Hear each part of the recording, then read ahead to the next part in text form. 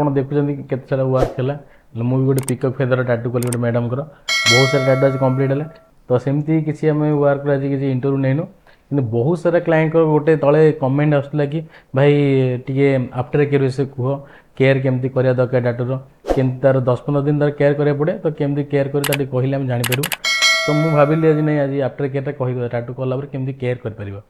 fast thing टाटू टाटू कला लोक भावती कि भाई बहुत सारा रेस्ट्रिक्शन रहे कि यहाँ कर सेमती किसी ना टाटू कलापर नॉर्मली आप जमी गोटे खंडिया बॉडी गोटे खंडिया जमी टाटू जहाँ गोटे खंडिया था गोटे बॉडी बॉडी गोटे स्क्रैच हुए ना से तो ताको केयर केमती करेंगे नॉर्मल तो क्लीन रखिए फास्ट थिंग खाली क्लीन रखा दरकार कहीं क्लीन रही ही से इन्फेक्शन चांसेस रहे आ नॉर्मल टाटू इन्फेक्शन हुए जो आप अनहाइजेनिक जगह टाटू करेंगे माने जी टाटू कर प्रोफेशनल आर्टिस्ट नुह ताले सी हाइजेनिक करनी टाटू इन्फेक्शन होगा चांस रहे नॉर्मल गोटे प्रोफेशनल स्टूडियो कर टोटाल आम सब इक्विपमेंट यूज एंड थ्रो तो जहाँ भी इक्विपमेंट यूज कर सब वन टाइम तो किसी तुमको डरबार नहीं आउ माने चांसेस ना कि इन्फेक्शन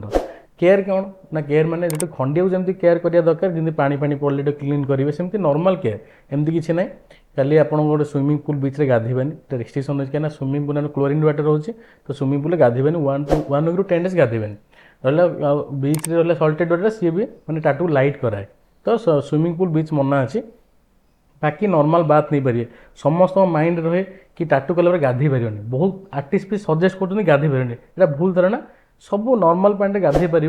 गाधे क्लीन भी भलसे यार जिते भलसे क्लीन करके गाधे से भल किसी प्रोब्लेम न टाटू आराम से क्लीन कर बेस रफ करनी धीरे धीरे क्लीन कर डब कर सुखेदेव ना क्लीन रहा ना सी क्लीन रही ही भल क्लीन न कले ऊपर गोटे मैला जमी जमी गोटे लेयर हो जाए तो स्किन जो ऊपर जो स्कार्टा बाहर डेड स्किनटा बहुत कलर को ऊपर को बाहर कर दिए तो सब क्लीन करा दरकार टाटू दिन को थरे थर टाटू क्लीन भलसे क्लीन कर सोप फोप बेसी यूज करनी केमिकल रोचे ना नॉर्मल तुम जो चाहूँ सोप यूज करने तो बेबी सोप जो आस जॉनसन बेबी सोप वगैरह आसे एत केमिकल रहे ताको फोम कर क्लीन कर नॉर्मल पानी भी कर है पानी सुखेदेव बेसी भिजेकी रखिबन आउ ऑइंटमेंट जो कहते टाटूर ऑइंटमेंट सेमती किसी ना विटामिन ए एंड डी और पेट्रोलियम जेली जेली यूज कर विटामिन ए एंड डी और पेट्रोलियम जेली आम जो क्लाइंट को प्रोवाइड करूँ दुईटा गोटे पाउच रहे vitamin A and D ointment से विटामिन ए एंड डी रहे जो टाटू टे मॉइस्चराइजर रखे और विटामिन रहे ए डी विटामिन रहे तो टाटूटा हिलिंग भलसे हुए आउ रहा एवं नुआ क्लाइंट को दौर गोटेटा से आम टाटू माने रॉकी टाटू ब्रांडिंग दौचु ये आगे कि प्रोडक्शन आम करूँ यहाँ गोटे अलग गोटे कंपानी से प्रोडक्शन करुचे आम ना ब्रांडिंग करुचे एथिरे भी सेम जिनस अच्छी किसी अलग ना यार भी देखिए से जो रोचे कोका बटर मिक्स रोचे गोटे रोचे सेहा बटर मिक्स रोचे टी ऑयल टी ऑयल गोटे आसे सी भी मिक्स टाटू भल मैंने रिजल्ट भल आसो आ गए vitamin A and D normal कथा A vitamin A and he अच्छी किंतु विटामिन ए एंड डी सहित ए कोका बटर अच्छी टी ऑयल अच्छी आउ किसी जिन इक्विपमेंट एड हो ये तो टाटूर आउ भल मैंने नॉर्मल ए एंड टू भल कम करे आर स्मेल भी बहुत बढ़िया अच्छे यहाँ भी हम क्लाइंट को सजेस्ट कर लगे दौचे क्लाइंट को बड़ बड़ वर्क दौर फ्री दौर जो आउ सेमती किसी भी डरबार ना कि केयर कर भाई ये केयर करा पड़ो मु ट्राभेल करें बुली पारे किसी जगह से सब ना खाली मुझे सजेस्ट आउ गए जिन कर वर्कआउट न कले भल कहीं वर्कआउट कले ना स्वेटिंग कंटिन्यू हुए नॉर्मल स्वेटिंग प्रॉब्लम न कंटिन्यू स्वेटिंग हम तो से झाड़ भिजिकी भिजिकी रही भी ऊपर स्किन माने कलरटा ऊपर बाहर कर चांस रहे आउ वर्कआउट कले स्किन स्ट्रेच हुए टाणी हुए ना स्किनटा तो टाटू सुखिया पोजिशन तो टाणिले फाटिव तो मुझे नॉर्मल समस्त कहे वर्कआउट करनी स्विमिंग बीच मना वर्कआउट करा मना एति जिन रेस्ट्रिक्शन बाकी सेमती किसी ना आउ भी जहाँ डाउट थी मोर तले मत कमेंट कर मत व्हाट्सएप रे मेसेज कर मो नंबर अच्छे तले इंस्टाग्राम रे मेसेज कर मु जहाँ भी डाउट थो क्लीयर करदेवी ये जिनसा डाउट था समस्त मन में कौन केमती केयर कर अच्छे से कहूली आउ समस्त आउ गोटे रिक्वेस्ट रहा जो स्किन छाड़े इचिंग हुए बहुत से समस्त पचारे भाई इचिंग हो फोन भी आसे भाई इचिंग हो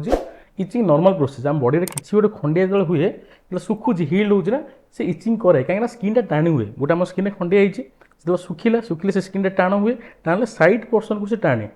नॉर्मल खंडिया भी सेम प्रोसेस टाणिले इचिंग हुए से बॉडी गोटे नॉर्मल प्रोसेस हिलिंग इचिंग हम टाटू पे इचिंग हुए इचिंग टाइम अच्छी 1 week 10 days itching healing process रे आफ्टर हिलिंग है इचिंग हेनी से केवे भी तो इचिंग करेबन इचिंग कले स्किन नखरे ना नख जब बाजे गोटे खंडिया तार इन्फेक्शन हुए